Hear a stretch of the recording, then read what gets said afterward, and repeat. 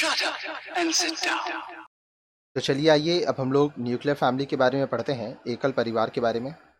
The nuclear family is usually a small unit made up of the husband, the wife and their unmarried children. अब देखिए, एकल परिवार जो होता है वह बहुत छोटी एक इकाई होती है, स्मॉल यूनिट होता है। उसमें कौन कौन होते हैं? उसमें पति होते हैं, पत्नी होती है और उनके अविवाहित बच्चे होते हैं। बोल कहते हैं ना, पति पत्नी और बच्चे, बस। समटाइम्स अ ब्रदर और unmarried sister of the husband may be living with them। कभी कभी एक भाई भी रह सकता है या एक अविवाहित sister of the husband may be living with the family, जिस मतलब जो हस्बैंड है उसकी बहन। अब इसको आप ऐसे समझिए, ये हस्बैंड हो गया आपके पापा। रुकिए, मैं इसको थोड़ा दूसरे कलर से एक बार करता हूँ। ये जो हस्बैंड है, मान लीजिए आपके पापा हैं, ठीक है। ये जो हस्बैंड की हम लोग बात कर रहे हैं, ये कौन है? ये मान लीजिए आपके पापा हैं, ठीक है। ये वाइफ आपकी मम्मी, ठीक है। अनमैरिड चिल्ड्रन आप और आपकी बहन, ठीक है। अब कभी कभी पापा के भाई आपके चाचा साथ रह सकते हैं या पापा की सिस्टर आपकी बुआ आपके साथ रह सकती है। तो इस तरह से बहुत सारे चेंजेस होते हैं। तो डिपेंडिंग ऑन द सिचुएशन ये चेंजेस देखा जाता है फैमिली में। This would be N extended family. अब जब इतने लोग साथ रहते हैं, ठीक है, मतलब आपके चाचा आपकी बुआ सब साथ रह रहे हैं, तो इसको हम लोग एक्सटेंडेड फैमिली बोलेंगे, ठीक है। एक्सटेंडेड फैमिली का मतलब क्या होता है? विस्तृत परिवार। तो आइए आगे देखते हैं।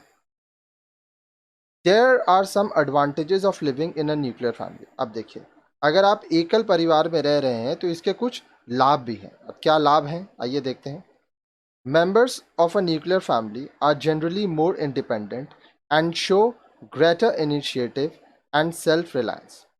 अब देखिए, एकल परिवार के जो सदस्य होते हैं वो आत्मनिर्भर होते हैं, ठीक है।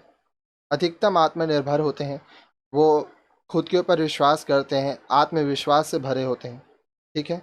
और किसी भी काम को करने के लिए वो पहल करते हैं, क्योंकि वो अपने परिवार को कुछ ही लोग मिलके चला रहे होते हैं।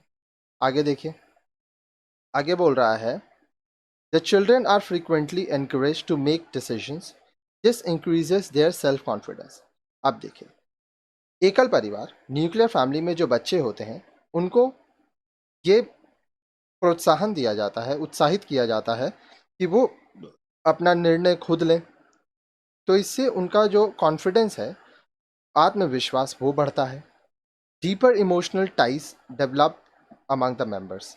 अब देखिए, सदस्यों के बीच एक गहरा भावनात्मक संबंध रहता है, क्योंकि परिवार में कम सदस्य हैं तो वो एक दूसरे को ज़्यादा समय दे पाते हैं।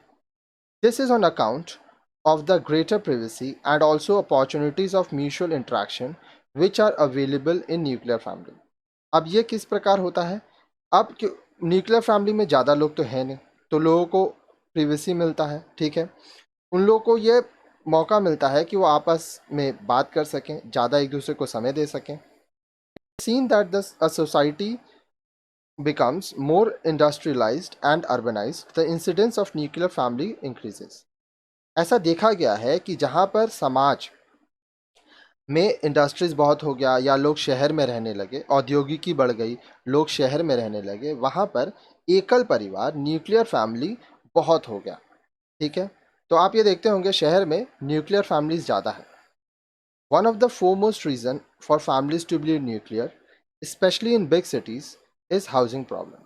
अब देखिए, बड़े बड़े जो शहर होते हैं उसमें रहने का प्रॉब्लम होता है, ठीक है, घर का समस्या होती है। इसलिए ये देखा गया है कि जो परिवार है वो क्या है, वो न्यूक्लियर है, ठीक है, उसमें कम लोग होते हैं। Larger families need larger space to live in. अब जहाँ बड़े परिवार होंगे, काफ़ी सारे सदस्य होंगे, काफ़ी सारे सदस्य होंगे तो रहने के लिए ज़्यादा जगह चाहिए। If family have to live conveniently, there is little option but to stick to a nuclear family. अगर परिवार को आराम से, सुविधा से अपना ज़िंदगी जीना है, ठीक है, तो बहुत कम ऑप्शंस मिलेगा। इसलिए उन लोगों को न्यूक्लियर फैमिली लेना होगा। अब इसको इस तरह से समझिए, मान लीजिए आप जॉइंट फैमिली में, ठीक है, जॉइंट फैमिली में आपको आपकी बहन को मिलाकर मान लीजिए आपके घर में 10 बच्चे हैं, ठीक है, चाचा चाची के बहुत सारे बच्चे हो सकते हैं। अब अगर आपके घर में आपको कुछ खाना है, ठीक है, तो क्या होगा कि सिर्फ आपके लिए नहीं बनेगा, सबके लिए बनाना होगा। तो ये कभी कभी बहुत मुश्किल हो जाता है। अब मान लीजिए आपके लिए नया कपड़ा लाना है, ठीक है, तो ये पॉसिबल नहीं है, ठीक है, क्योंकि सभी बच्चों के लिए करना होगा। तो जहाँ जॉइंट फैमिली होता है वहाँ पे सिर्फ एक के ऊपर ध्यान नहीं दिया जाता है, सबके ऊपर ध्यान दिया जाता है। लेकिन जहाँ न्यूक्लियर फैमिली होता है वहाँ पे लोग कम होते हैं, इसलिए वहाँ पे कम लोगों का अपना अपना जो नीड्स है वो पूरा किया जाता है, ठीक है। अब लाभ देख लिए तो कुछ नुकसान भी तो होगा, समस्याएं भी तो होंगी। Disadvantages of a nuclear family. अब जो एकल परिवार हैं उसकी समस्याएं क्या क्या हैं। There is no adult support to the young couple, no experience person of the family is readily available for advice. अब देखिए, जो नवविवाहित दंपत्ति है, यंग कपल है, उसको किसी भी बुजुर्ग का सहारा नहीं होता है, ठीक है।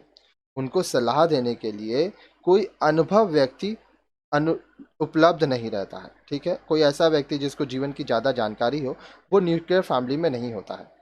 When both the parents are working, no one from the family is there to take care of the children.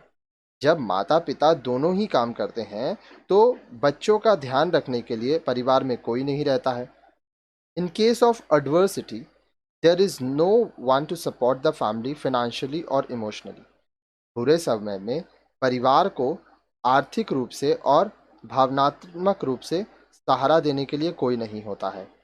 Social values like adjustment, sharing और cooperation is difficult to learn.